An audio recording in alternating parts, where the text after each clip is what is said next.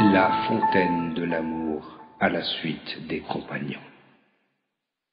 Ce cortège de compassion et d'amour béni du prophète, qu'Allah le bénisse et lui accorde la paix, qui assiégea l'univers, permit aux Sahaba de répandre ses affections de manière asservie et convaincante. Parce que le bonheur et le salut dans ce monde et dans l'au-delà ne sont possibles qu'avec le capital d'amour existant en lui. Ces affections du prophète, qu'Allah le bénisse et lui accorde la paix, qui continueront jusqu'au jour de la résurrection, sont largement commentées dans des hadiths. Dans la communauté, une partie de ceux qui m'aiment beaucoup sortiront parmi ceux qui viendront après moi. Ils sont prêts à sacrifier leur famille et leurs biens pour pouvoir me voir. Puisse notre prophète nous inclure, nous les impuissants, dans le lot des personnes évoquées dans ce hadith. Amin. Le récit suivant, relaté par Abdallah ibn Mubarak, révèle que l'amour du noble prophète, qu'Allah le bénisse et lui accorde la paix, transcende toutes les douleurs mortelles. Un jour, j'étais auprès de l'imam Malik. Il était en train de nous relater les hadiths du messager d'Allah, qu'Allah le bénisse et lui accorde la paix.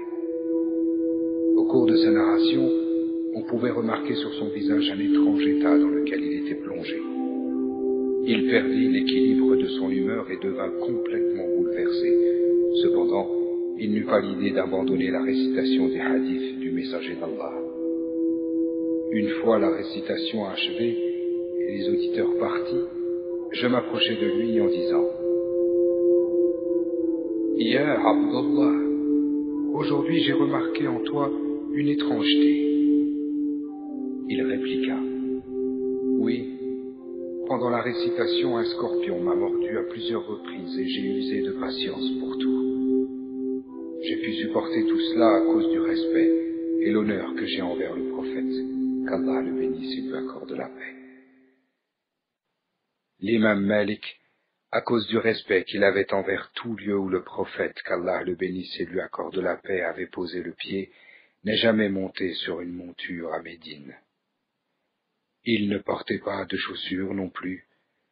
Lorsqu'un étranger venait à lui pour lui poser une question relative au hadith de Rasulullah, qu'Allah le bénisse et lui accorde la paix, il se levait pour prendre préalablement et passionnément ses ablutions, se parfumait et se mettait ensuite à la disposition de l'étranger en question.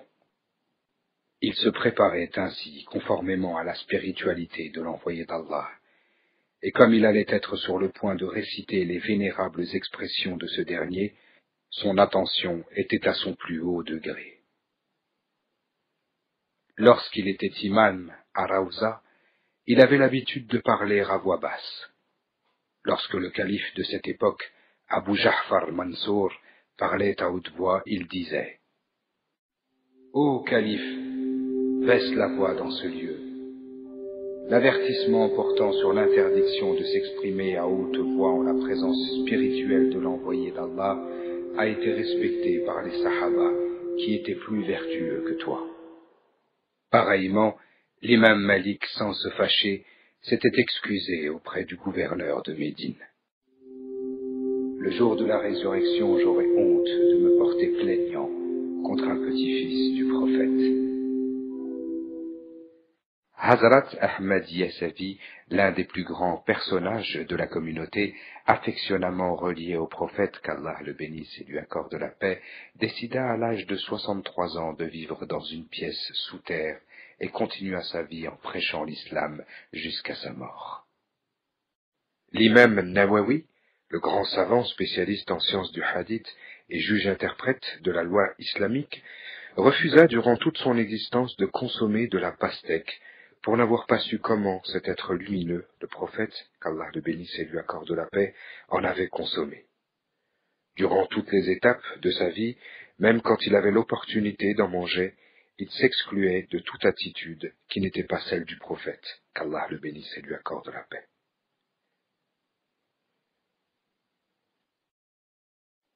Quant à l'empereur Yavuz Sultan Selim Han, il s'était stationné sur toutes les mesures conservatoires du monde pour atteindre la réalité de Rasulullah sallallahu alayhi wa sallam. Être le sultan de ce monde est un combat vide de sens.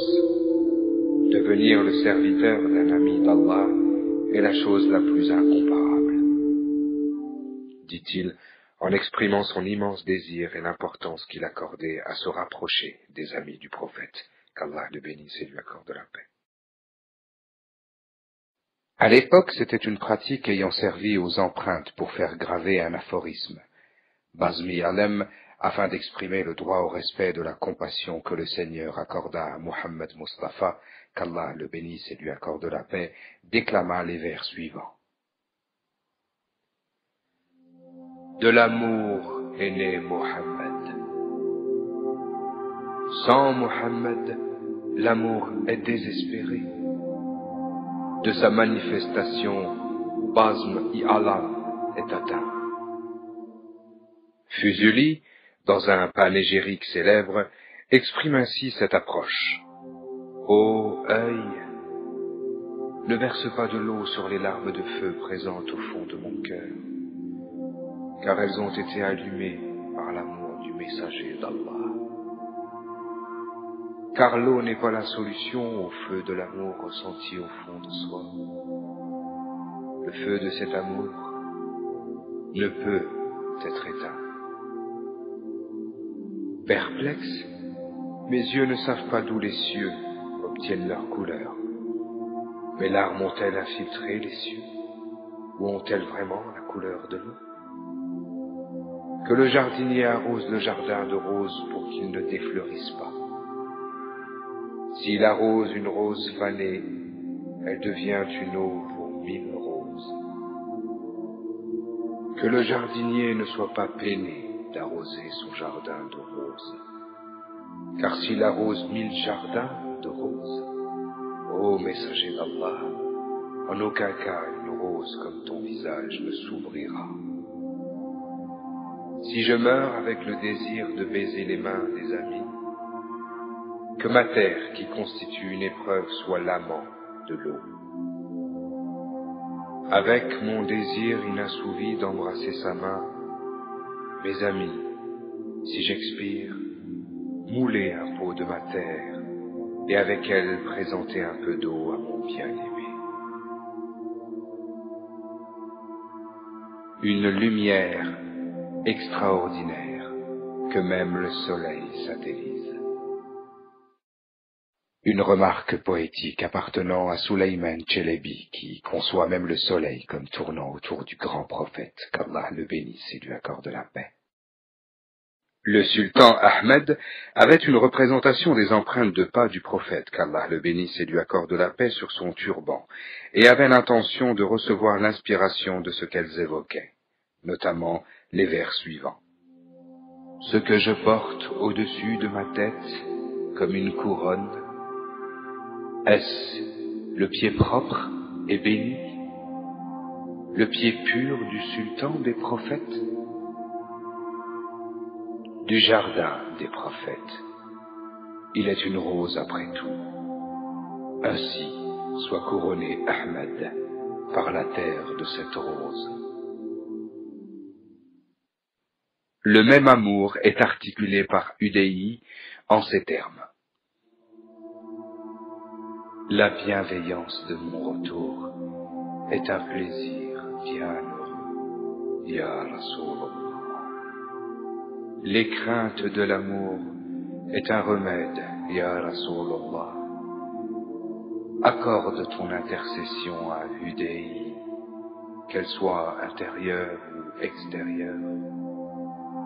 Celui qui s'est blotti à ta porte est un mendiant, Ya Rasulullah. Le poète Nabi, au cours de son voyage le menant en pèlerinage, au moment où il s'approcha de la Mecque, fut désolé par la disposition inattentive du pied d'un roi qui était dirigé vers la tombe du prophète. Avec une grande émotion, il exprima dans les vers ci-dessous le respect qu'il gardait pour le prophète, qu'Allah le bénisse et lui accorde la paix. Face aux francs désirs qui proviennent du cœur, par les miracles du prophète, les muezzins de Raouda, à l'heure de la prière de l'aube, firent l'appel à la prière du haut des minarets. Ce compliment du prophète affecta le Seigneur. Il rentra à Raouda, les larmes aux yeux.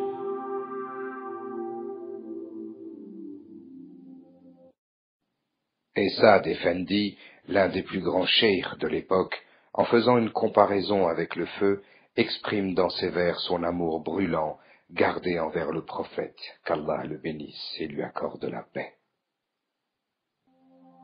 Le feu du printemps, l'avènement de la beauté de mon amour, le feu de la rose, le feu du rossignol, le feu de la jacinthe.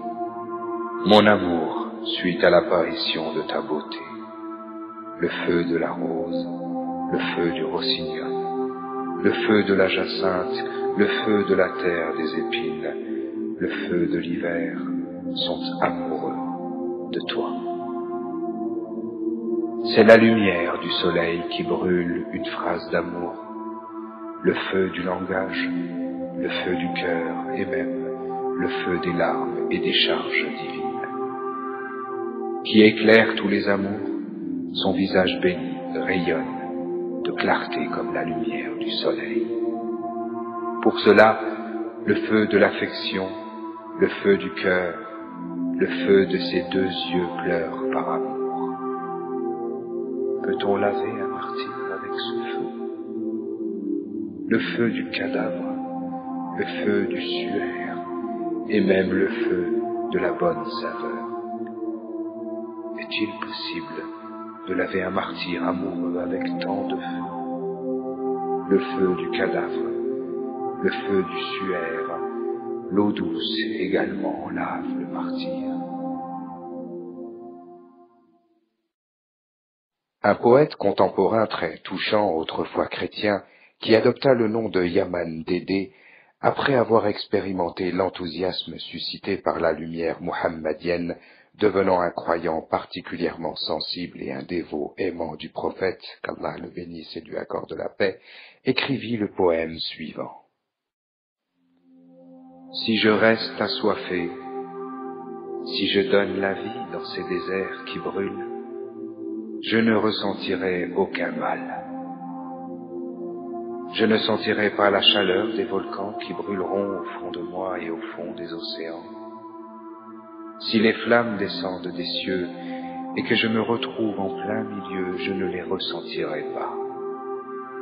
Élargi avec la lumière de ta beauté, car je suis brûlé, ya Rasulallah. Quelle est la nation bâtie sous les yeux de l'amour, ayant le développement dans sa devise? N'y a-t-il pas possibilité de donner la vie dans le harem du sultan? En s'étiolant, mes yeux s'ouvrent pour donner la vie.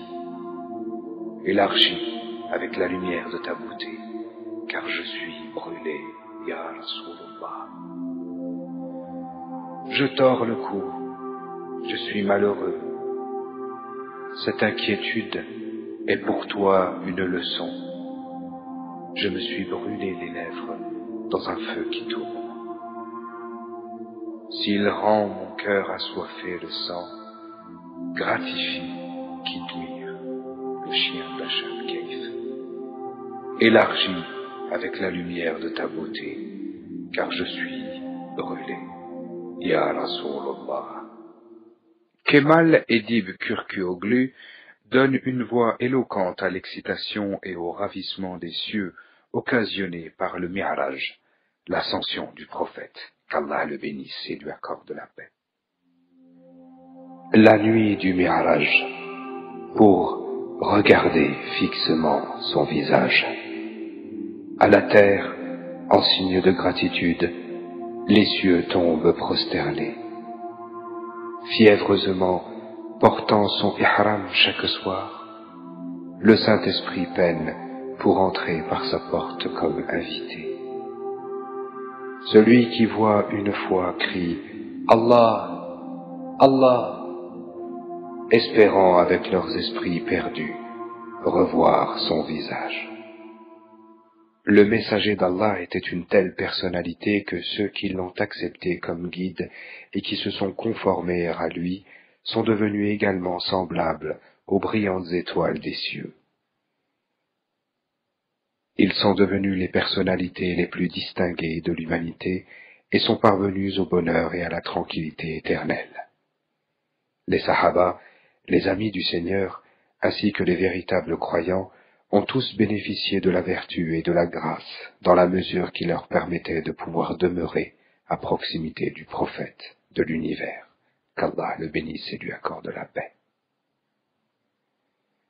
Par analogie au climat de l'affection de Abdullah ibn Zayd, Bilal al-Habashi, l'imam al-Nawawi, Zayd Ahmad Yassawi, combien possédons-nous également d'actions dans ce sens? Nous devons également, dans le cadre de cet amour et de cet aveu, animer notre âme d'une ardente spiritualité et en nous stabilisant sur un niveau bien déterminé qui puisse nous permettre de vivre en tant que communauté digne.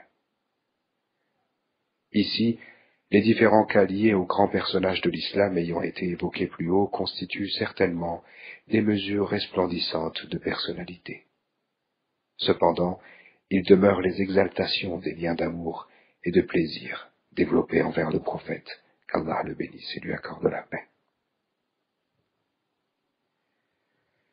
Nous savons que l'amour et la compassion sont comme un courant électrique entre deux cœurs. Pour être véritablement croyant, la capacité de pouvoir placer le cœur dans cette disposition est une condition indispensable. De nos jours, avec les crises que vit l'humanité, le déficit spirituel du cœur s'accroît au fur et à mesure avec le temps. À cause de cela, les multitudes de grâces s'amoindrissent et les désirs sentimentaux se déchirent dans les rouages. Quand les abondances de grâce et les propensions deviennent constamment temporelles et orientées selon les désirs sentimentaux, personne ne sera en mesure de trouver le chemin conduisant à la spiritualité. La transcription dans le cœur de l'initiation du véritable amour, à partir de l'amour métaphorique, n'est possible qu'avec l'obtention d'un amour qui tirera préalablement sa source de l'exemple de Majnoun et Leïla, une histoire d'amour entre ces deux personnages, en se formant, l'amour, chez celui de Maoula, et qui est développé ensuite par ses rodages qualitatifs dans un cœur initialement immature. De nos jours, l'humanité a besoin de cet amour. Tous ces crimes, ces animosités et ces maladresses qui font l'objet de débats et de polémiques sur les plateaux quotidiens se justifient toutes par la défaillance de cet amour. La grandeur d'un véritable amour est mesurée avec le risque de l'amoureux et le sacrifice de l'être aimé. Une personne très amoureuse ne sent même pas les sacrifices qu'elle réalise. Elle se sacrifie dans la souplesse, comme si elle remboursait sa dette. Par contre, ceux qui ne connaissent pas l'amour et qui n'ont jamais eu la chance d'être aimés, cela veut dire qu'ils ne sont pas parvenus à la voie de la maturité et qu'ils perdent et engloutissent leur cœur en vivant sous l'autorité de l'ego. S'être chargé d'une consigne que déclinent les montagnes est en réalité un privilège soumis à l'homme. La condition de pouvoir entrer également en possession de ce gain et de ce privilège dans toute l'acceptation du terme, c'est l'accession au véritable amour. Parce que les conflits et les luttes dans l'esprit de l'homme ne peuvent être résolus qu'avec le véritable amour. Un homme parfait, avec les larges idées qu'il a eues à tirer de l'exemple unique de cette personnalité, à partir d'une tendance animale, écorche son esprit pour transformer son cœur en un jardin paradisiaque dans lequel les fenêtres s'ouvriront au paysage divin. Notre Seigneur, dans le Coran, « Et lui aurait insufflé mon souffle de vie » Coran, sourate 15, verset 29, nous rappelle la haute aptitude qu'il a offerte à l'homme. Si cette aptitude élevée et la joyeuse nouvelle parvenaient à leur maturité dans l'amour et dans la compassion du croyant, ce serait par conséquent à ce moment-là que le cœur entamerait sa phase d'initiation au mystère divin de l'univers. Et c'est à ce moment-là également qu'apparaîtront les secrets des natures divines, la réalité des écrits ainsi que de l'homme et l'univers. Le serviteur, par conséquent, sera honoré dans le cœur grâce à une spiritualité divine. Lorsque le serviteur parvient à cette maturité spirituelle, les voies imperceptibles qui le séparent d'Allah commencent à s'entr'ouvrir, et il aura la chance de connaître d'avance le secret de la mort sans mourir. L'amour de toutes les beautés éphémères et illusoires du monde s'échappera de ses yeux et se délogera de son cœur. C'est de cette manière que l'esprit parvient à l'indescriptible saveur provenant de son rapprochement vers le Créateur. Quant à ceux qui n'auront pas goûté au véritable amour, même s'ils sont parvenus à briser ce caractère animal qui est naturel chez l'homme, resteront sans atteindre la phase de formation angélique. Un cœur dépourvu d'expérience amoureuse est comme une terre aride. L'art se trouve dans l'amour parce que l'amour est la raison de l'existence. Le messager d'Allah, qu'Allah le bénisse et lui accorde la paix, est cette bénédiction divine qui sauva l'humanité de l'indigence, la menant ainsi au bonheur, et qui a été présentée en tant que modèle exemplaire pour l'humanité tout entière. Le chemin du vrai bonheur, l'apprentissage du véritable amour chez lui consiste en la capacité de l'imiter, et cela n'est possible qu'au moyen de cet amour. D'autant plus que le messager d'Allah, qu'Allah le bénisse et lui accorde la paix, est la pupille bien-aimée, l'essence et la raison de l'existence. Il est la bienveillance du Seigneur, un guide d'attachement entre Allah Ta'ala et le serviteur. Au sujet de sa soumission et à travers ses sublimes comportements indescriptibles et impénétrables, il constitue pour nous une vitrine appropriée à la soumission en Allah. D'une manière courte, il est une bénédiction et un amour unissant tous les univers. Les cœurs amoureux qui se penchent en lui dans cet univers seront permanemment imprégnés et enflammés avec sa compassion. À chaque larme, ils boiront à petites gorgées la grande aspiration de son sublime attachement. Ce cœur dans la flamme, avec cette lamentation, sollicitera à chaque instant cette compassion qui augmentera au fur et à mesure. Élargis au moyen de ta lumière, que je sois brûlé, Ya Rasulallah. Voici que cet amour est également celui qui conduisit à l'état lumineux du caractère spirituel des Maulana, grands savants spirituels, des Yunus, allusion au prophète Yunus, qu'Allah le bénisse et lui accorde la paix, et des experts. Hazrat Maulana, grâce à cet amour, s'était lancé dans ce climat du véritable et éternel bonheur. Son bonheur était parvenu à une puissance absolument indéfinissable parce qu'il faisait partie de ceux qui se sont satisfaits uniquement d'une joie infinie en ayant été vainqueurs du combat contre leur ego. À l'égard des bonheurs passagers, sur quelle mesure peuvent-ils constituer le vrai bonheur? Parce que le chemin menant au climat du bonheur passe nécessairement par les lieux constants de l'amour et de la compassion. Hazrat Maulana, à sa manière, exprime également la source de son bonheur. Je suis l'esclave du Coran tant que ma vie sera. Je suis la terre du pied de Hazrat Mohammed. Si quelqu'un ajoute ne serait-ce qu'une petite chose différente sur mes propos, je me tiendrai également éloigné de ces propos.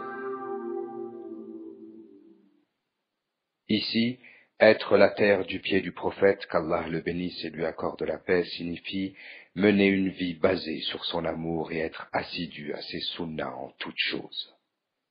En revanche, pour pouvoir se conformer avec élégance à cette existence lumineuse, le prophète, et se couvrir avec le caractère excellent de sa personnalité, une autre particularité de ce chemin que l'on doit se procurer absolument est la capacité de pouvoir transformer cet amour en condition d'invocation, salawatu sharifa, en honorant ainsi notre cœur au moyen de l'amour du prophète, qu'Allah le bénisse et lui accorde la paix, et en nous identifiant spirituellement à lui au fond de notre cœur.